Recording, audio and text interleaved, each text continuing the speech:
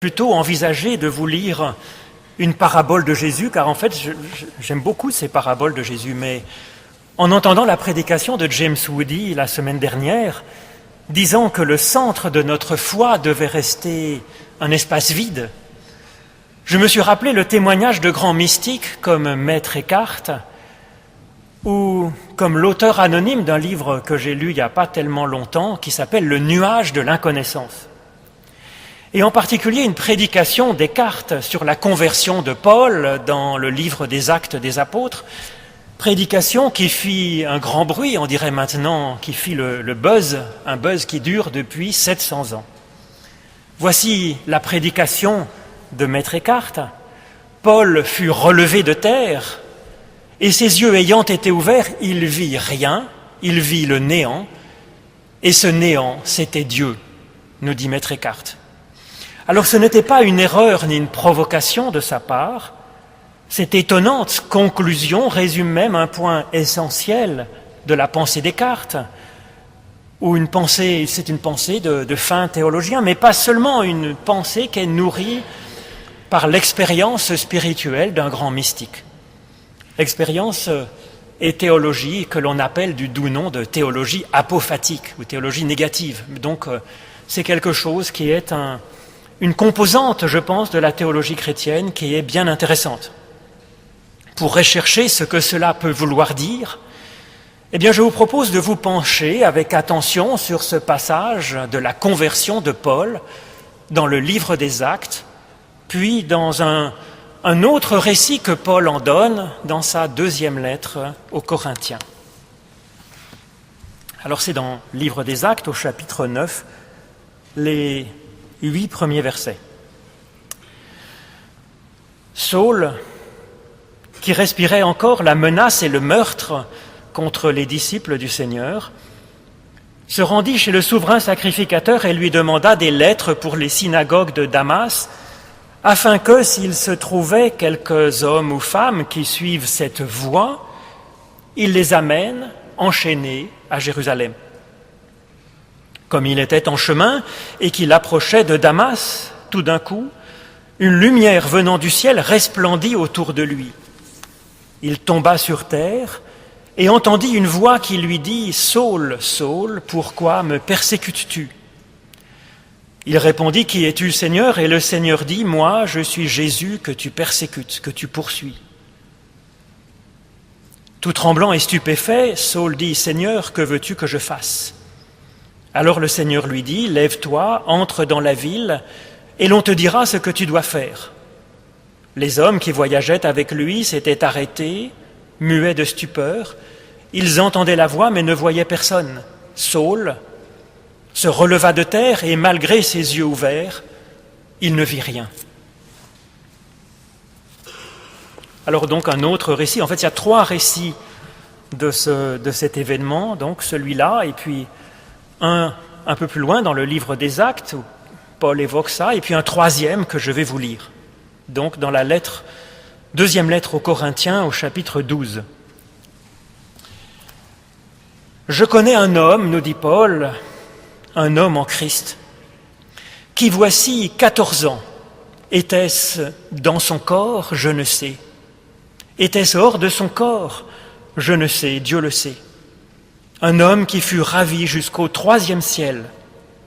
Et je sais que cet homme, était-ce dans son corps ou hors de son corps, je ne sais, Dieu le sait, fut enlevé dans le paradis et qu'il entendit là des paroles ineffables qu'il n'est pas possible à un homme d'exprimer. Ô Éternel, ta parole est une lampe à mes pieds, une lumière sur le sentier de toute ma vie. Et pour commencer à laisser résonner en nous ces paroles, cette expérience, ce témoignage de Paul, je vous propose de chanter le cantique 315 dans le petit recueil Louanges et prières. Cantique 315 qui reprend bien sûr le texte du psaume 36 qui chante cet Éternel qui nous donne sa lumière et qui nous illumine. Donc cantique 315, les 3 strophes de ce cantique.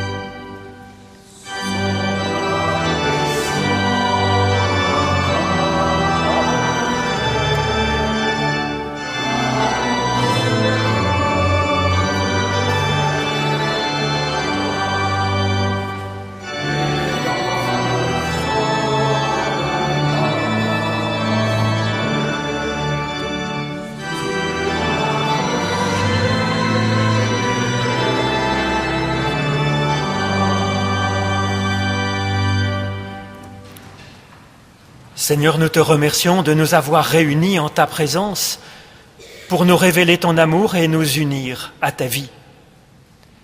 Fais taire en nous toute voix contraire à la tienne, contraire à l'amour, contraire à l'espérance. Et permets que nous sachions recevoir ce qui vient de toi, ce qu'on peut appeler ta parole. Non seulement l'entendre, mais aussi la recevoir, non seulement la connaître, mais aussi la goûter, l'aimer, non seulement l'apprécier, mais la mettre en pratique. Et pour cela, Éternel notre Dieu, ouvre par ton esprit nos esprits, nos cœurs, nos vies tout entières à ta fidélité.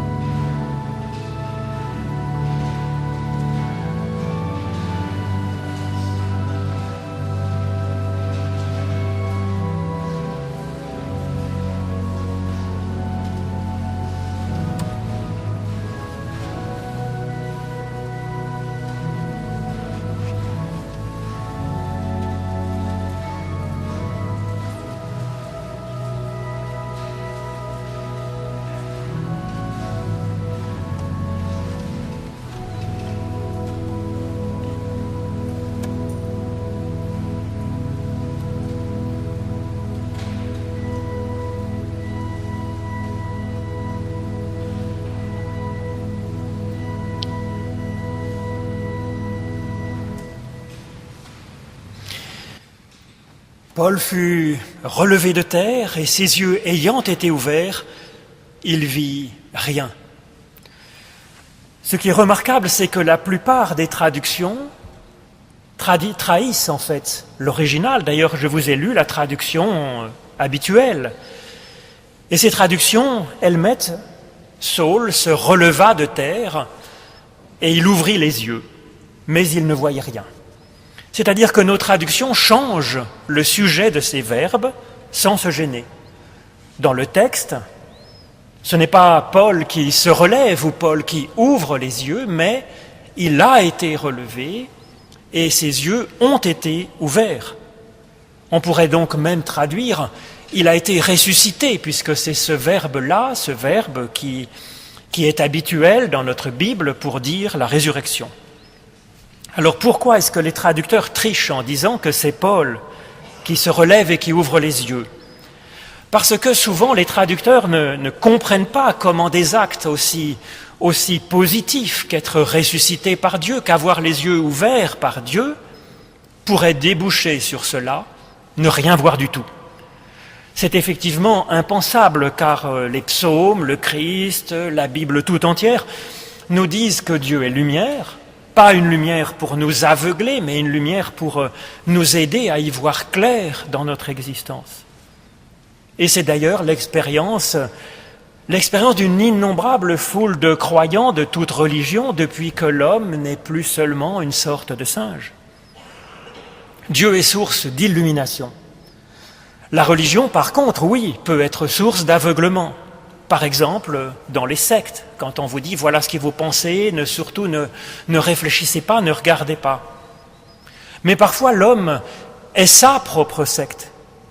Quand il est tellement sûr de lui, tellement sûr d'avoir raison à ses propres yeux, que finalement ses yeux sont comme des filtres qui ne donnent à voir qu'une réalité transformée par sa précompréhension du monde, des personnes qui l'entourent, de la réalité. Et c'est précisément cela, à mon avis, qui est en cause ici. Paul dépasse la religion, dépasse les dogmes par la mystique. Il va au-delà de la théorie sur Dieu pour vivre une rencontre avec Dieu. Alors Paul était un théologien très bien formé, aussi bien en théologie biblique qu'en philosophie grecque. Il avait donc une idée très précise de ce que c'est que Dieu, une idée de ce qu'il attend de lui comme salut, une idée de ce qu'il doit faire pour avoir une vie juste, une vie fidèle. Eh bien, il va vivre ce jour-là une expérience mystique qui est autre chose que cette connaissance intellectuelle qu'il en avait avant. Les yeux de Paul vont être ouverts et ce qu'il va voir n'est pas une nouvelle théologie, ce ne sont pas de nouveaux dogmes, ou ce n'est pas non plus une leçon de morale qui va transformer peut-être sa façon de concevoir ce qui est juste. Paul cherche ses mots, il essaye de témoigner de son expérience, il en parle comme si ses yeux, oui, avaient été ouverts par Dieu, ouverts sur Dieu même. Il fait une rencontre, mais ce qu'il voit, il l'appelle un rien, il l'appelle un néant, il l'appelle un invisible.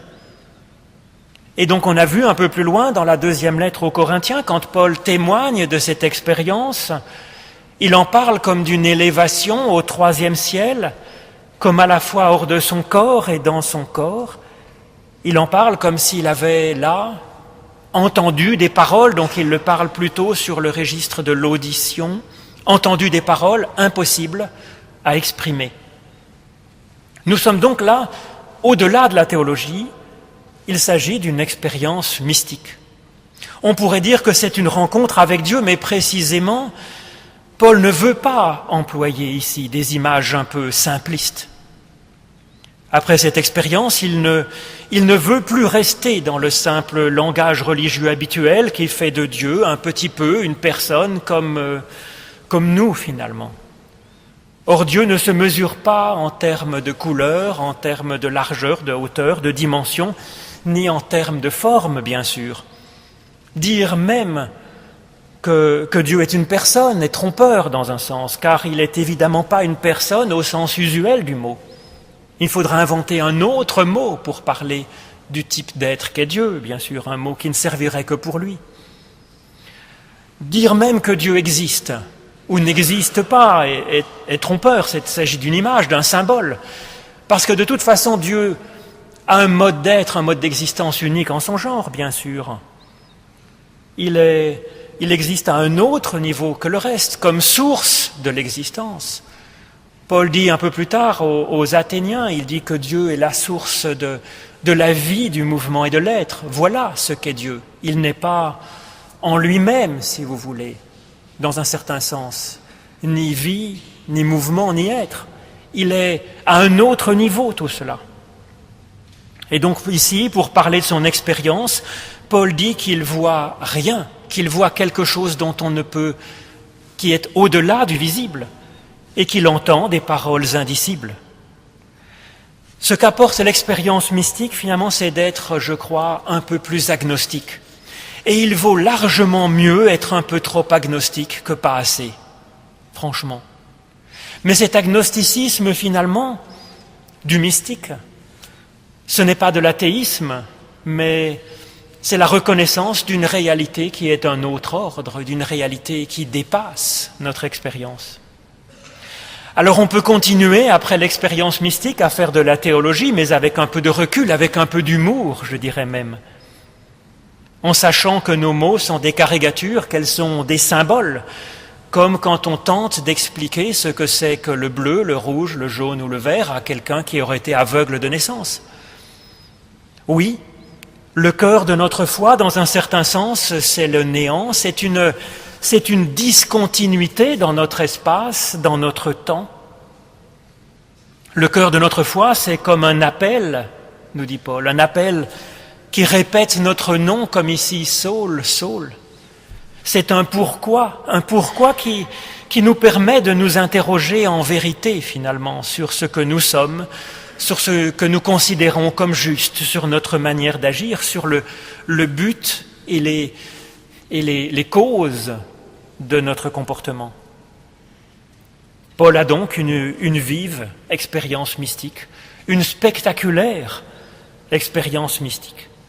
Alors ce sera encore le même homme, ce sera encore Paul, mais il sera changé, il sera relevé, il sera éclairé, et effectivement, dans un sens, il restera le même avec cette activité, avec cette pensée brillante, originale, mais il sera en même temps un autre homme.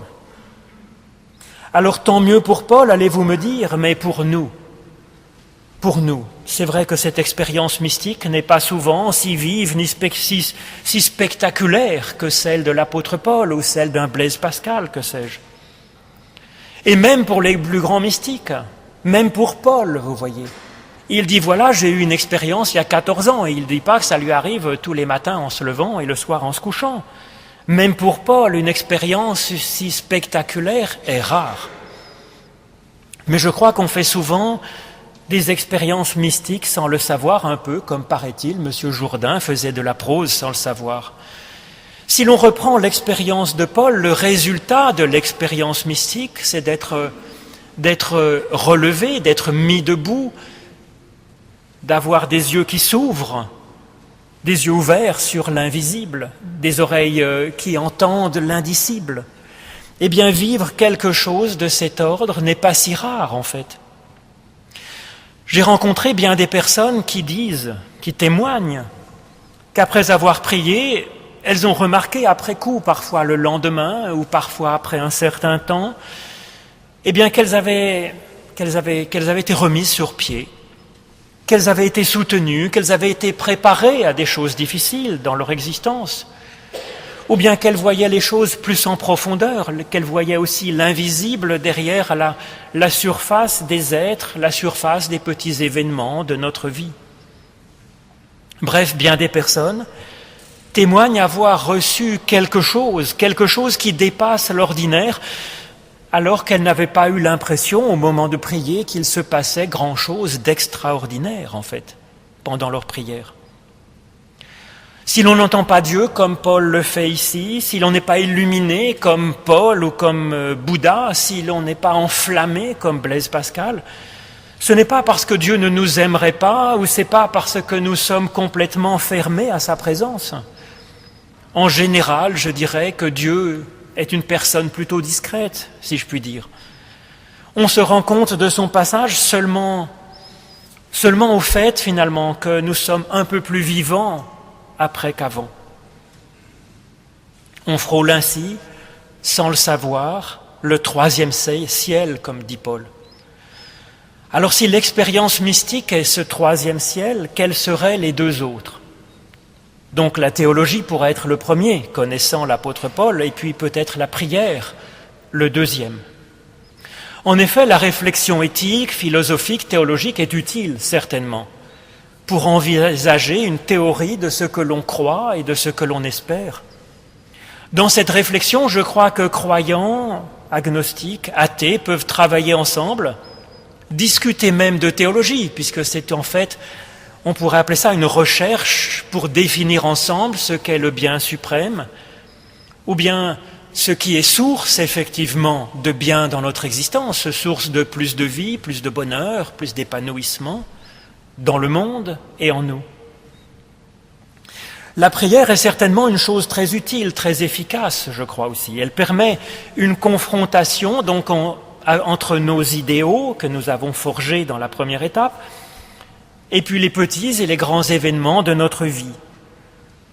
Faite avec un effort de sincérité, cette prière, cette méditation aide peu à peu, je crois, à avancer dans une certaine mise en cohérence entre nos idéaux et notre propre vie. C'est une façon, de se responsabiliser aussi dans cet écart qu'il peut y avoir, dans la louange avec sur tout ce qu'il y a eu de beau dans notre journée, dans notre année, dans notre vie. La repentance peut-être pour ce qui était moins bien, l'espérance pour ce que nous pourrions être, faire, recevoir le lendemain. Alors cet effort de lucidité qu'est la prière, dans un sens, elle n'est pas si éloignée de ce que pourrait faire n'importe quel humaniste dans une saine méditation finalement personnelle. Sauf que pour le croyant, la prière espère plus que ce que nous apportons nous-mêmes finalement dans notre méditation. Pour les croyants, la prière est ouverte vers l'expérience mystique, c'est-à-dire vers quelque chose de plus que Dieu peut apporter dans une rencontre avec ce qu'il y a de plus vrai en nous-mêmes. L'expérience mystique, c'est la troisième étape, le troisième ciel finalement. C'est encore autre chose, elle nous ouvre à une source, à une rencontre, à un changement de dimension. Et comme le disait James l'an dernier, c'est là que le christianisme n'est plus simplement un humanisme comme un autre. Jésus enseigne.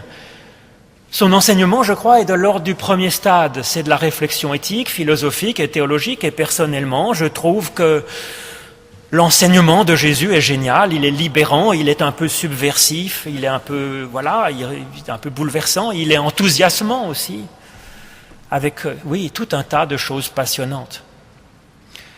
Pour le deuxième stade, on voit souvent Jésus nous inviter à une réflexion personnelle, à une prise de conscience, à une conversion, à un cheminement dans la recherche de Dieu.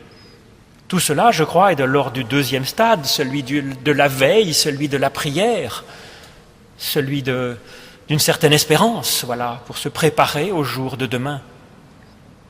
Mais Jésus n'est pas que le philosophe, il n'est pas que celui qui appelle à la prière et à veiller, à réfléchir personnellement. Jésus est aussi celui qui rencontre, qui guérit, qui ressuscite. Eh bien, quand l'aveugle voit, quand le paralytique bondit sur ses pieds, quand le pécheur se sent libéré, pardonné, purifié, quand les accusateurs enfin lâchent leur proie, c'est qu'il y a eu contact avec cette source, c'est qu'ils ont vécu quelque chose qui est de l'ordre de l'expérience du divin, quelque chose qui est de l'ordre, de l'expérience mystique. Quand Marie-Madeleine reconnaît le Christ vivant auprès du tombeau vide, elle fait l'expérience de ce que Paul appelle ici le néant ou l'invisible ou l'indicible. Et elle l'appelle le ressuscité. Ressuscité qui vient vers nous mais qui en même temps nous échappe, qui disparaît aussitôt qu'il est reconnu. Alors oui, se ressusciter, c'est une vie au-delà de la vie, une promesse pour chaque homme, pour chaque femme, une promesse Dieu ouvert, une promesse d'être debout, d'être soutenu, d'être porté. Mais comment faire pour monter à ce troisième ciel ? Comment faire pour vivre cette rencontre qui nous ressuscite, qui nous remet sur pied, qui délie nos mains, qui ouvre nos yeux, qui nous ressuscite, qui nous donne la vie, On ne monte pas au ciel avec ses petits pieds, ni avec sa petite ou sa grande méditation, je ne crois pas. Paul, il dit qu'il est emporté, là encore on a un passif, qu'il est arraché au troisième ciel. Comment faire alors ? Convaincre Dieu de s'occuper enfin de nous ? La question n'est évidemment pas là. Dieu ne demande pas mieux, si je puis dire, mais je parle encore là comme si c'était un homme.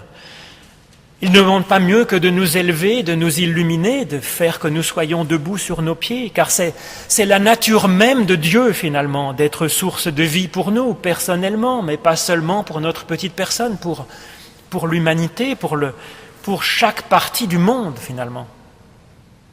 Mais c'est nous qui résistons, c'est nous qui sommes pesants comme collés à la glaise, et puis si vite distraits finalement, avec une pensée qui divague. Alors la description, je crois, que donne Paul de son expérience mystique peut nous aider à faire baisser cette résistance finalement, comme un exercice spirituel utile pour s'ouvrir à l'expérience mystique. Alors, dans ce domaine, finalement, de l'exercice spirituel, chacun fait ce qu'il veut dans ce domaine. On est dans le domaine de la religion, c'est-à-dire dans le domaine de l'outil très pragmatique pour s'ouvrir à ce qui est le meilleur.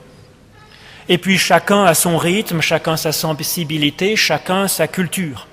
Et donc, les quelques conseils, finalement, qui vont suivre ne sont qu'une invitation à trouver les propres outils qui vont nous permettre d'avancer, Ce n'est qu'une invitation à veiller, une invitation à chercher, une invitation à demander, comme nous le dit Jésus-Christ. Alors reprenons finalement ce qui arrive à Paul lors de cette expérience mystique pour y chercher les traces d'un exercice spirituel qui pourrait faire baisser en nous la résistance. Paul fut relevé de terre et ses yeux ayant été ouverts, il vit rien, il vit le néant et ce néant était Dieu. Alors pour se préparer à être relevé, essayons de regarder délibérément vers le haut, vers Dieu. Arrêtez pour un temps de penser à nos petites affaires, à notre petite vie sur terre, à ce que l'on craint ou ce que l'on espère pour soi, pour les autres et pour le monde. Et pour se préparer à avoir les yeux ouverts sur ce néant qu'est Dieu, sur cet invisible, cet indicible, cette dimension autre, essayons de penser à Dieu, mais le plus simplement possible. Je dirais même ne plus penser Dieu, mais juste l'aimer, l'espérer. Ce livre, en fait assez célèbre, dont je vous parlais tout à l'heure, Le nuage de l'inconnaissance, écrit par un mystique anglais du XIVe siècle, dont on ne connaît pas le nom. Ce livre nous propose de choisir un seul mot, le plus court possible, d'une seule syllabe si possible, nous dit cet auteur. Par exemple, le mot Dieu ou le mot aime. Dès qu'une autre pensée que Dieu seul fait pression sur nous, nous dit cet auteur, eh bien, il faut essayer de la chasser en se recentrant sur ce seul mot très court, même si cette pensée est une sublime divagation théologique finalement, même si c'est un verset biblique très fort, même si c'est une belle pensée généreuse. Se réunir, se rassembler avec l'aide de ce mot pour se laisser, oui, élever et ouvrir les yeux sur l'invisible. Alors cela ne prend pas beaucoup de temps, juste quelques minutes peut-être, quelques secondes à la fin de notre prière. Il ne s'agit surtout pas d'arrêter d'élaborer, de réviser notre pensée, ni d'arrêter d'ouvrir les yeux sur le monde, sur nos frères et sœurs qui nous entourent. Cela ne remplace pas non plus notre prière qui place tout ça, qui remet tout ça devant Dieu avec espérance et avec un peu de responsabilité. Mais il s'agit juste de quelques secondes de prière en plus. Amen.